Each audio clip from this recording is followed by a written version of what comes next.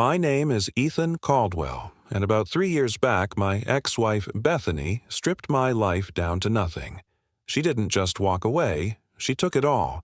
The ranch in Texas worth $22 million, my trucking business, even my German Shepherd, Duke. I still remember the divorce papers sitting there, fresh off the printer, when her message came through on my phone. "You'll never come back from this, Mitch. You were always too soft for the real world." At 33 years old, I went from running a fleet of 42 semi-trucks to driving strangers around Dallas in a 10-year-old Honda Accord, working for a rideshare service. I went from waking up in a master bedroom that overlooked 500 acres of Texas Hill country to crashing in a cramped one-bedroom apartment where the air conditioner rattled like it was on its last breath. I went from being dad every single morning at the breakfast table to being scheduled into my kids' lives every other weekend, like a footnote in a legal document. But I will tell you something about hitting rock bottom. Sometimes that is exactly where you are supposed to land when life is getting ready to turn everything upside down. One Thursday night, I had a passenger leave her purse in the back seat of my car. It was not unusual. People forget things all the time. I drove it back to her office the next morning. When I handed it over, her assistant looked at me like she had seen a ghost. She nearly dropped her coffee. "Oh my God," she said, her voice unsteady. "You're Lucas Bennett's son, aren't you?" I just stood there, confused. I'd never heard that name before in my life. As far as I knew, my father had left us in a refinery accident before I was even born. That is what my mother, Eleanor, had always told me whenever I asked growing up. "That was your father?" the assistant said again, already pulling out her phone with shaky hands. "He worked here back in 1987. He passed away 3 months ago." Then she paused and looked me no longer with us in the eye. "He owned 75% of this company." What she told me next did not just change my future. It tore apart everything I thought I knew about my past. Turns out the life I had been told was built on a carefully crafted lie, and the man I believed was gone before I ever took my first breath had been watching from a distance while I lost everything, quietly setting the stage for my comeback for 33 years. Bethany was right about one thing. I did not recover from losing everything. What actually happened was, I found out I was the heir to something a whole lot bigger than a trucking company, and the cost my father paid to make that happen was 33 years of silence. This is the story of how returning a forgotten purse led me to inherit $847 million, and why, even now, I still drive for that rideshare service once a month, looking for people like me. Folks who might be just one ride away from figuring out who they really are. I built Rawlings Transport from the ground up. When I was 22, I bought a beat-up 1998 Peterbilt with $60,000 I had saved from working oil rigs since I was 18. That truck had close to 400,000 miles on it, but the engine was strong, and that was enough for me. My mom, Eleanor, stood there with me at a used truck lot in Fort Worth, watching me sign the paperwork. I could see the worry written all over her face. "Mitchell, your father would be proud," she said, resting her hand on my shoulder. She did not talk about him often. According to her, he had left us in a refinery explosion 2 months before I was born. There was no what was left, no insurance payout, nothing. Just gone, leaving her alone and 7 months pregnant. I named the company after myself because there was no what was left else to name it after. In the beginning, Rawlings Transport was just me. I slept in the cab of that truck, took any job I could get, and ran routes from Texas to California and back. There were times I drove 20 hours straight. Coffee and sheer determination were the only things keeping me going. By the time I turned 25, I had saved enough to buy a second truck. That is when I hired my first driver, an older guy named Cecil. He taught me more about the business than any business school ever could. After that, things took off fast. By my 30th birthday, I had 42 trucks running and 60 drivers on payroll. We focused on refrigerated freight, mostly high-end routes for organic food distributors. The money was good, better than I had ever imagined. In our best year, the company brought in $12 million in revenue. I married Bethany when I was 27. Back then, the company had about 15 trucks. She worked as a paralegal at the firm that handled my contracts. She was beautiful, sharp, with auburn hair and green eyes that made you feel like she could see right through you. "You're going places, Ethan Caldwell," she told me on our first date. "I can always spot the clients who are going to make it big." We bought the ranch when she was pregnant with our son, Colton, $22 million for 500 acres of untouched Texas hill country. The place had a 7-bedroom main house, horse stables, and a lake fed by a natural spring. It was more than we needed, honestly, but Bethany said it was important to look successful. The mortgage was enormous, but at the time, the business was bringing in money faster than we could spend it. Colton was born first. Then, 2 years later, our daughter Gracie came along. Those mornings back then, they were something special. I would get up at 5, start the coffee, and watch the sun come up over the pasture, turning everything this deep shade of orange. Duke, still just a puppy, would be sliding across the kitchen floor, full of energy. Bethany would come downstairs with the kids. Colton talking nonstop about his toy trucks. Gracie barely awake, rubbing her eyes. We would all sit down and eat breakfast together before I headed out to the office I had built right there on the edge of the property. "Daddy's going to work," Colton would say, like it was the biggest news of the day. Things started to fall apart when Bethany's cousin, Trent, moved down to Texas. He was a financial advisor out of Chicago. A smooth talker, always dressed sharp. The kind of guy who made everything sound like an opportunity. Bethany began meeting him for lunch, then coming home talking about things like diversification and optimizing wealth. She said I was too focused on the trucks, that I was not thinking big enough. "You're sitting on millions in equity, Mitch," she would say over dinner. "Trent thinks we could be doing a lot more with what we have." Looking back now, I should have known where things were headed the moment she started working with him officially. She set up an office for them in the guest house, and they would sit in there going over our finances for hours. Those late-night strategy sessions became a regular thing. She would come to bed talking about how other trucking companies were selling out to private equity firms and walking away with fortunes overnight. The divorce papers showed up on a Tuesday. I'd just gotten back from a 3-day trip, checking on routes, and when I walked into the kitchen they were sitting right there on the counter, the same place where we used to sit together every morning as a family. Bethany had already taken the kids and gone to her mother's place in Houston. Duke was stuck in his kennel, whining like he knew something was wrong. The claims in the divorce filing hit me like a truck. They accused me of poor management finances, being emotionally absent, and creating an unstable home. None of it was true, not one word. But Trent had influence. His old fraternity buddy from Southern Methodist University, Judge Gordon Blake, ended up presiding over our case. My attorney, Robertson, was a good man, but I could tell right away he did not believe we stood a real chance. "Pike plays golf with your wife's advisor every Sunday," he told me in a low voice. "I will fight for you, but you need to be ready for how this might go." The trial was not a fight. It was a total defeat. It did not matter that I had never missed one of my kids' school plays or soccer games. It did not matter that I had built a multi-million-dollar company from nothing. The court handed Bethany primary custody. She got the ranch. She got control of Rawlings Transport. She got $15,000 a month in support. What I got was every other weekend with my kids, and a pile of debt that felt like it would crush me. Outside the courthouse, Bethany came up to me one last time. Trent stood just behind her, his hand resting on her lower back like he already owned everything that used to be mine. "You were always too trusting, Mitch," she said. There was not a hint of sadness in her voice. "Business is for sharks, not goldfish. Trent is going to help me turn Rawlings Transport into something even bigger.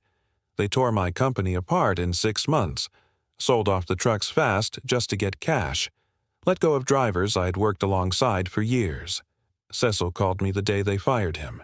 He was crying. I did not even know what to say to him. By then, I was already driving for a rideshare service, living in a small one-bedroom apartment in Arlington. The walls were so thin I could hear my neighbor's television like it was in the same room. My credit was shot. My savings were gone. At 33, I was not just starting over. I was starting from behind. 3 months into that life, I built a routine just to keep myself steady. I would wake up at 5 in the morning, run airport trips until noon, grab a sandwich from a gas station, then head downtown and drive until midnight. 12 hours a day, 6 days a week. Sundays were supposed to be for my kids, but Bethany started coming up with reasons they could not come. Gracie has a birthday party. Colton is not feeling well. I knew she was lying, but fighting it meant hiring lawyers again, and I did not have that kind of money anymore.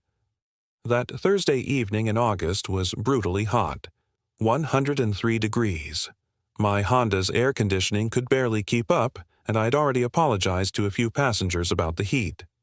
When I pulled into the arrivals area at Dallas Love Field, I saw her waiting at pickup point 7. I did not know her name yet, but that was Vivian Harper. She stood out right away. Cream-colored suit, the kind that probably cost more than I made in a month. Silver hair pulled back perfectly. She was on her phone, clearly in the middle of an argument, while managing a leather briefcase and expensive luggage. "The board needs those projections by morning," she said sharply as she slid into the back seat. "Tell Harrison if he cannot deliver, I will find someone who can." She gave me the address without even looking up. Ridgemont Industries, downtown. She told me which route to take like she had driven it 1,000 times. I knew the company. Every what was left in Dallas did. They owned a huge chunk of the city, plus manufacturing operations all over Texas. Their headquarters was a 50-story glass tower that caught the sunset and lit up like fire. The drive took about 35 minutes. The whole time, she stayed on her phone, talking numbers, no longer with us lines. Pressure.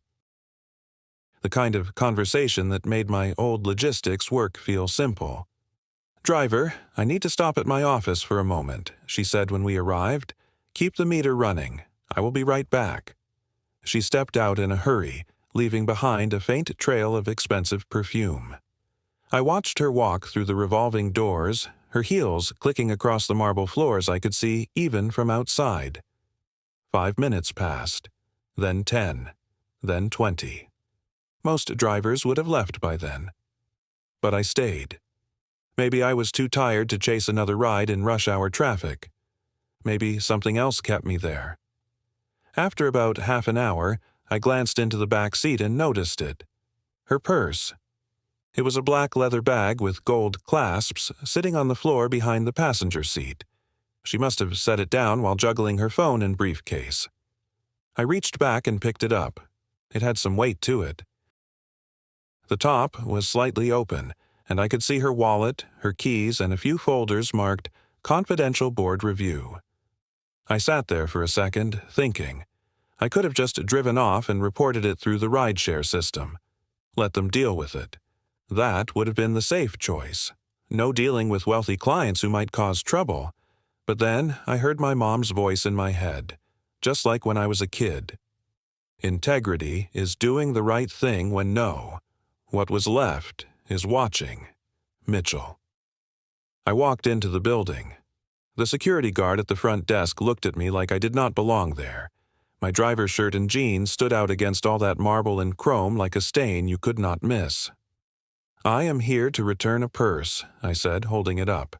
"My passenger left it in my car. She went upstairs about 30 minutes ago. Vivian Harper." His eyebrows lifted. "Ms. Oakley, the chief executive officer?" "I guess so," I said. "She forgot this." He made a quick phone call. Then another. A couple minutes later, the express elevator opened and a woman in her 40s stepped out. Sharp features, focused eyes that seemed to take in everything about me in a single glance. Her name tag read Laura Whitaker, Executive Assistant. "You have Ms. Oakley's purse?" she asked, stepping toward me. "Yeah," I said, handing it over. "She left it in my car." I figured that would be it. Transaction done. I would head back out and get on with my night. But Denise did not move. She just stood there, staring at my face like she was trying to solve a puzzle. Then I saw the color drain from her cheeks. "What is your name?" she asked quietly. "Mitchell? Ethan Caldwell?" I frowned. "Yeah, that is right." She reached out and grabbed my arm, her grip tighter than I expected. "Rawlings. Your mother's name is Eleanor?" My stomach tightened. "Yeah, how do you know that?" She took a shaky breath. "Oh my God," she said under her breath. "You are Lucas Bennett's son. You have to be." "You look just like him." I shook my head. "No, I do not know anyone by that name. My father left us before I was born." Denise glanced around the lobby, then leaned in closer and gently pulled me toward a side hallway, like whatever she was about to say was not meant for anyone else to hear. "Please, come with me," she said quietly. "There is something you need to hear. I have been waiting for this moment for 3 years, ever since Mr. Holloway started calling the office, asking about Margaret Caldwell and her son." I shook my head right away. "That cannot be right. My father is no longer with us." Denise met my eyes, steady and certain. "Your father left us 3 months ago, not 33 years ago." I felt like the ground shifted under me. "Lucas Bennett worked here back in 1987, she continued. "He owned 75% of this company through a network of holdings. And for the last 3 years of his life, he was trying to figure out a legal way to contact you without breaking an old court order." My legs went weak. The hallway around me seemed to tilt, like I might lose my balance any second. Everything I thought I knew about my life started coming apart right there in that quiet corporate corridor that smelled like new carpet and filtered air. Denise guided me into a conference room on the 3rd floor, away from the executive offices. The walls were covered with framed photos showing the company's history. Groundbreakings, ribbon cuttings, executives in hard hats shaking hands. She shut the door behind us and locked it. "Before I explain anything else, you need to see this," she said, pulling out her phone and scrolling through a set of photos. She stopped on one and turned the screen toward me. It was a scanned page from an old company newsletter dated March 1987. "Look at the second row," she said. "Third person from the left." I took the phone from her and almost dropped it. The man in that picture looked exactly like me. Same jawline, same dark eyes. Even the way he stood, leaning slightly onto his left foot, it was identical.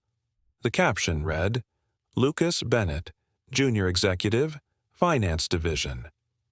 That is not possible," I said, lowering myself into one of the leather chairs. "My mother told me my father left us in a refinery explosion. She had newspaper clippings to prove it." Denise sat across from me, her voice softer now. "Your mother was trying to protect you. Lucas Bennett was alive until 3 months ago. He passed away from liver severe illness at Presbyterian Hospital. I attended his farewell. There were only a few of us there." She showed me another photo. This one was recent. A man in his final days. Thin, pale, but those eyes, they were mine. They were my son, Colton's eyes. "Tell me everything," I said. Denise glanced at the door, then leaned closer. "James started working here in 1985, right after graduating from the University of Texas at Austin. He was brilliant. Everyone believed he would run the company one day. But in 1987, he made a mistake that changed everything. He fell in love with Natalie Prescott, the founder's daughter." I frowned. "Edward Prescott's daughter?" She nodded. "Edward Prescott was not just powerful. He was ruthless. When Christina became pregnant, he lost control.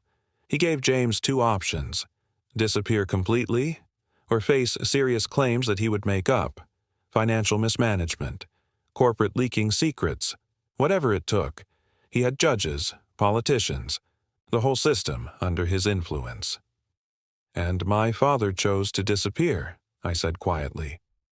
He chose to protect you and your mother, Denise corrected. The refinery accident story was staged. Edward Prescott arranged fake newspaper articles. Only a handful were printed.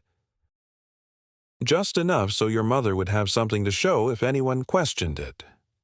I sat there, trying to process it. James had to sign legal documents, she continued, agreeing never to contact you or Eleanor. He was not allowed to come within 1,000 feet of either of you. My hands started to shake. So he just walked away? Denise shook her head firmly. No, he never walked away. She leaned forward, her voice stronger now. He changed his last name to Holloway, which was his mother's maiden name. Then he started investing. Every dollar he earned he funneled back into this company. Quietly, through shell corporations, offshore trusts, anything that would keep his identity hidden. He knew Thomas would destroy him if he found out. I stared at her, barely breathing. He was patient, she said. For 30 years, he bought shares. From unhappy board members. From Christina herself when she needed money during her divorce. From anyone willing to sell. And he ended up with 75%? I asked. 75.3%, she said. At current valuation, that is about $847 million. I leaned back in the chair, trying to wrap my head around that number. When Edward Prescott left us in 2015, your father could have stepped forward, Denise went on. But at that point, your life was stable. You had your business, your family. He did not want to disrupt that. And then the divorce happened, I said. She nodded slowly. He was watching everything. He hired investigators. He knew exactly what your ex-wife did, how she dismantled your company. He wanted to step in, but his attorneys warned him that any contact could ruin the inheritance structure he had built. I got up and walked over to the window. Down below, traffic crawled through the heat of the evening. 3 months ago, while I was driving strangers to the airport, my father was lying in his final days 15 miles away, holding control of nearly $1 billion, and he could not even call me. There is more, Denise said behind me. I turned back toward her. Your father left very specific instructions with Northbridge Legal, she said. They are the most powerful estate law firm in Texas. Sebastian Crowley himself has been waiting for you. James believed that eventually, somehow, you would end up here. I let out a short, disbelieving laugh. He planned all this? He left us everything, she said. He had detailed profiles on every executive in this company, their schedules, their habits. He believed that sooner or later, one of them would cross paths with you, even if it meant something as simple as booking a ride. That sounds insane, I said. Denise gave a small shake of her head. No. That is what love looks like when it has no other way forward. She reached into her pocket and handed me a business card. Sebastian Crowley, she said. Call him tonight, tomorrow morning at the latest. There is a board meeting in 3 weeks. As the majority shareholder, you need to be there. I stared down at the card in my hand. I do not know the first thing about running a corporation, I admitted. She gave me a faint smile. You built a trucking company from 1 truck to 42. You understand business, and you are not alone. Francine is an excellent chief executive officer. Your father trusted her. You do not need to tear anything down. You just need to step into what is already yours. I hesitated, then looked back up. What about my mother? Did she know he was alive? Denise's expression softened. That is something she needs to tell you herself. But I can say this. Your father sent money every month through an anonymous trust. I frowned. What do you mean? How do you think your mother paid for your college, she said, while working as a grocery store clerk? Everything started clicking into place. The scholarship that covered my tuition at Texas Agricultural and Mechanical University. My mother's refusal to ever explain where it came from. The tears in her eyes every time I asked about my father. The tears I used to see in my mother's eyes. I had always thought they came from grief. Now I understood. She had been carrying the weight of that secret all those years. I looked at Denise. "Why are you telling me all this?" She did not hesitate. "Because Lucas Bennett was a good man, and he deserved the chance to be known by his son," she said. "Because I have worked at this company for 20 years, and I know exactly what he sacrificed to build what he built. And because Vivian Harper needs to understand that the majority shareholder is not some anonymous investment fund anymore." She held my gaze. "It is you." His son has finally come home. The offices of Northbridge Legal took up the entire 40th floor of Republic Tower. The place felt like old money the second you stepped inside. Dark wood, polished leather, the kind of quiet that made you feel like every conversation mattered. I barely slept that night after calling Sebastian Crowley around 10 o'clock. His assistant booked me for 8 the next morning. When I showed up, Carlton himself was waiting in the lobby. "Ethan Caldwell," he said, reaching out to shake my hand. He had to be around 70, maybe a little more. Silver hair, sharp eyes, the kind of man who had seen just about everything people were capable of, both good and bad. "I have been expecting you for 3 years," he said. "Your father believed you would find your way here eventually. He had a great deal of faith in how things work out." He led me into a conference room with floor-to-ceiling windows looking out over Dallas. On the table were 5 banker's boxes, lined up neatly, and one plain white envelope with my name written across it in unsteady handwriting. "Start with the letter," Carlton said quietly. He was very clear about that. My hands were shaking as I opened it. "Mitchell, my son. By the time you read this, I will be gone, and you will finally know the truth. I have watched you from a distance your entire life. I was there when you graduated from high school, sitting quietly in the back. I stood across the street on the day you married Bethany. I wanted to warn you, but I knew you had to live your own life, even if that meant making mistakes. I watched you build your company with the same determination I used to build my position in this one. Your mother was the love of my life. Leaving her and leaving you was the hardest decision I ever made. But if I had stayed, Thomas Ridgemont would have destroyed both of you. He had everything ready. Fake evidence, false witnesses, accusations that would have ruined you before you ever had a chance. I had 2 options: disappear, or stay and watch him crush you just to punish me. So I chose to disappear. I turned that loss into purpose. Every share I bought was for you. Every late night studying markets, every quiet fight for control, every dollar I reinvested instead of spending.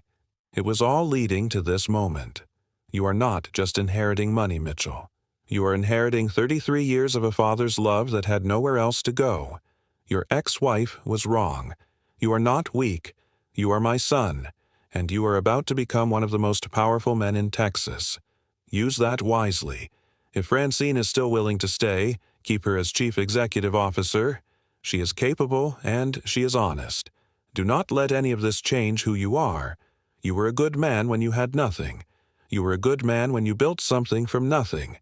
And you were still a good man when you lost it all. That is the man I am proud to call my son. One more thing. Duke did not run away. I had someone I trust take him the night before your custody hearing. Check Laura Whitaker's backyard. Your father, James. I had to stop reading for a minute. My chest felt tight, like I could not get a full breath. Carlton gave me time. Then he opened the first box. "There is a lot of documentation here," he said, "but I will give you the short version." He rested his hands on the table. You own 75.3% of Ridgemont Industries. All of it has now been consolidated under your name. Based on current valuation, that puts your holdings at approximately $847 million. I just stared at him. "There is more," he continued. "A personal property in Vail valued at $12 million. a collection of classic cars worth about $3 million, and liquid assets totaling roughly $15 million. I shook my head slowly. This does not feel real. It is very real, he said calmly. And there is something else you should know. Your ex-wife's attorney, Victor Hayes, contacted us yesterday. Word spreads quickly in certain circles. He suggested that reconciliation might be beneficial for everyone involved. I let out a short laugh. Of course he did. There is a board meeting on Monday morning, Carlton went on. As the majority shareholder, you will need to attend. Vivian Harper has been preparing for this for some time. Your father informed her 2 years ago that his heir would eventually appear. My phone buzzed in my pocket. Bethany. I let it go. It rang again immediately. Then a message came through. Mitchell, we need to talk. I heard about your father. Trent says we should discuss the children's financial future. Please call me back. I slipped the phone back into my pocket. Mr. Northbridge, I said, looking him straight in the eye, I want to file for full custody of my kids. Today, if possible. For the first time, Carlton smiled. Your father expected you to say that, he said. The paperwork is already prepared, and, for the record, Judge Pike will not be overseeing this case. I frowned. Why not? He recused himself yesterday, Carlton said. We filed for a judicial review regarding your original divorce proceedings. There appear to have been irregularities in how assets were handled and divided. I stared at him. How did you know to do that? Your father had investigators documenting everything, he said. Every meeting between Trent and Judge Pike, every falsified financial report, every asset your ex-wife claimed did not exist. We were simply waiting for you to take legal ownership so we could act. Monday morning came faster than I expected. I stood in the elevator at Ridgemont Industries wearing the only suit I owned, the same one I had worn during my divorce hearings. But this time, Laura Whitaker stood next to me, and she was smiling. Your father would be proud of you, she said as the elevator climbed. The boardroom was massive, glass and steel everywhere, a long table that could easily seat 30 people. At the head of it sat Vivian Harper. The moment I walked in, every person in that room turned to look at me. Francine stood up right away and walked over, extending her hand. Ladies and gentlemen, she said, addressing the room, I would like to introduce Mitchell Holloway, our new majority shareholder. I shook my head slightly and spoke clearly, making sure every person in that room heard me. It is Rawlings, I said. Ethan Caldwell. The room went completely quiet. I built my name before I ever knew his, I continued. I will honor both, but I am not giving up what I earned. Francine smiled just a little. Of course, Mr. Rawlings, she said. We have prepared a full presentation on the current state of the company, unless you would prefer to speak first. I thought about all those long nights driving, all the passengers who barely looked at me, like I was just part of the seat they were sitting in. I thought about every time Bethany called me weak. Then I spoke. Just one thing, I said. My father spent 33 years building his position in this company. He could have walked away at any point, cashed out, disappeared, lived like a king somewhere else, but he did not. That tells me he believed in what this company could become. I looked over at Francine. Ms. Oakley, you have been doing a solid job running things. I do not see any reason to change that. I am not here to clean house or turn everything upside down. I am here to take care of what my father built and to make sure it keeps growing. You could feel the tension leave the room. It was like everyone finally exhaled at the same time. Francine looked relieved. Thank you, Mr. Rawlings, she said. Your father told me you would take a practical approach. I blinked. He talked about me. She gave a small nod. Once a month, for the last 2 years, he would call and ask about the company, but eventually the conversation always came back to you. He was proud of you, especially how you handled losing everything. He used to say that anyone can succeed when things are easy, but it takes a real man to lose it all and keep moving forward with dignity. 6 months later, I stood on the porch of our new place, watching my son teach my daughter how to throw a football. He was showing her the same spiral I had taught him a few years back. Duke ran back and forth between them, barking at the ball, full of life again. After everything, seeing him like that felt like getting a piece of myself back. Denise had taken care of him all that time, like he was her own, knowing one day she would give him back to the family he belonged to. The custody hearing did not take long. Without Judge Pike in the picture, everything Bethany had built her case on started falling apart. The new judge, Olivia Lynn, went through the financial records Carlton had submitted. It all came out.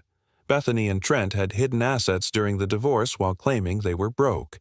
They had tucked away almost $3 million from the sale of my company into offshore accounts. The forensic accountants found every bit of it. Full custody is awarded to Mr. Rawlings, Judge Chen said. And, Mrs. Rawlings, you should consider yourself fortunate that he is not pursuing criminal fraud charges.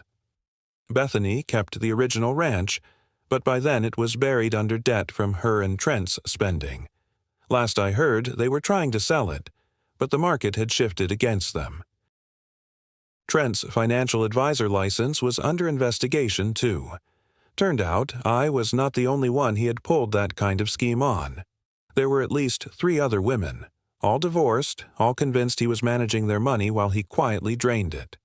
As for me, I bought a smaller place, about 50 acres outside Weatherford. Nothing flashy, just enough land for the kids to grow up with some space. The house had 4 bedrooms instead of 7, but it had something the old one never did: peace. My mom finally told me everything one Sunday over dinner. She made her pot roast, the same one she used to cook when money was tight and she was stretching every dollar she had.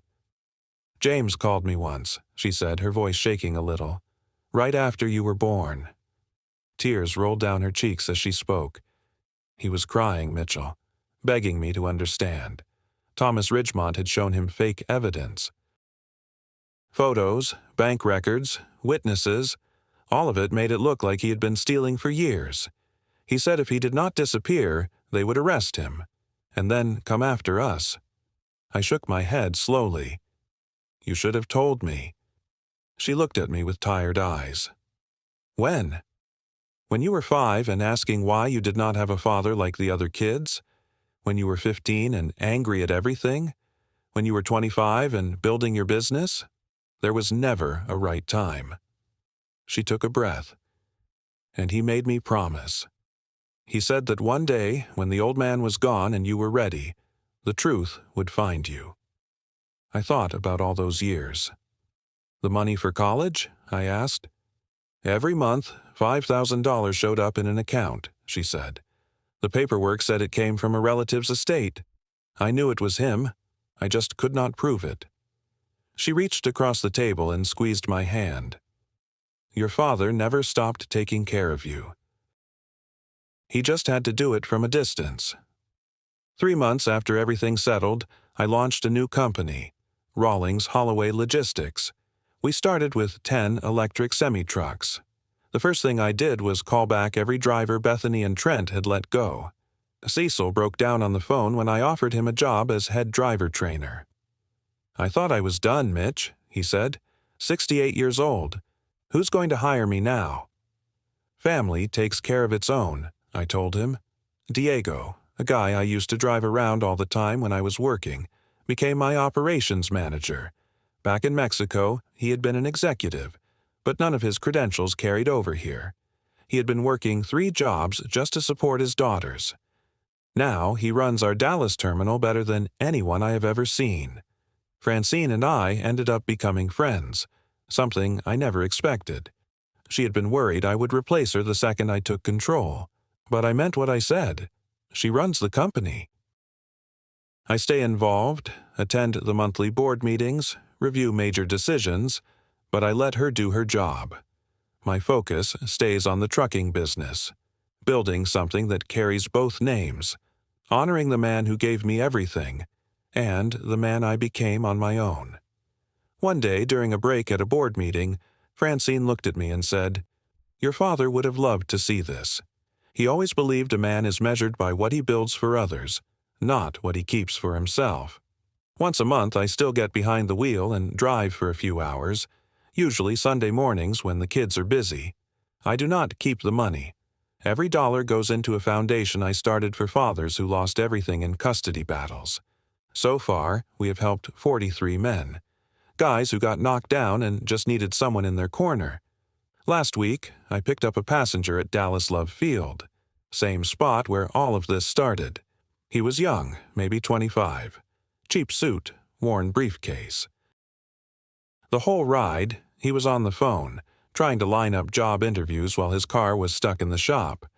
When he finally hung up, I asked, "Tough day?"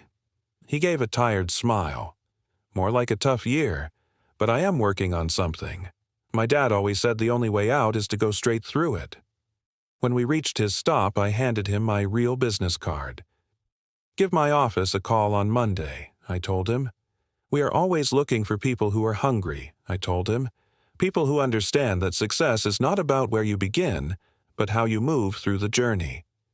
He looked down at the card, then back up at me, eyes wide. "You are Ethan Caldwell? The one who owns Ridgemont Industries? Then why are you driving people around?" I gave him a small smile. "Because every person who gets in this car has a story," I said. "And sometimes, something as simple as a forgotten purse in the back seat can change a life. Sometimes hitting rock bottom is exactly where you need to be when everything is about to turn around." Bethany sent me one last message about a month ago. "I underestimated you." I never responded. I was too busy in the garage, showing Colton how to change the oil in a truck, while Gracie sat nearby painting a picture of Duke. My mom was in the kitchen baking cookies with Diego's daughters, who had pretty much become part of our family. The house was smaller than what we used to have, but it was filled with something the old place never really had. Life. Real life. The truth is, Bethany had it wrong from the start. She said I would never recover from losing everything, but getting it all back was never the point. What mattered was discovering that my father had spent 33 years in exile, building something he could not even claim, just to make sure that one day, when I needed it most, I would have what it took to protect the things that actually matter. It was not the money that saved me. It was the truth. The truth that Lucas Bennett loved me enough to disappear for my sake.